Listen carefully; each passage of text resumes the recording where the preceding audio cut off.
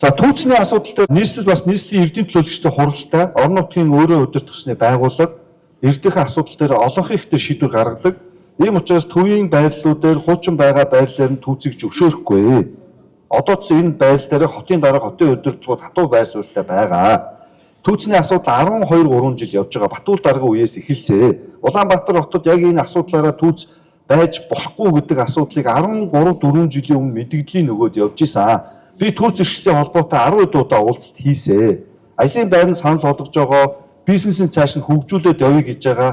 За сүүлд яриа захын байрлалууд дээр дүүргүүдээс зарим зөвшөөрөгдсөн байрлалуудад тавьж болно гэж байгаа. Гэхдээ хотын төв нийтийн эдэлбэр газрыг дамнуулаад янз бүрийн хүнсний бүтээгдэхүүн одоо байгаа байдлаар нь зөвшөөрөхгүй. Энэ дээр бол хатуу байр суурьтай байна. Одоо түүснийхээ холбоотой үе шаттайгаа уулзж байгаа. Бид нар иргэдэд хязгаарч хаяхгүй хамтраад явна.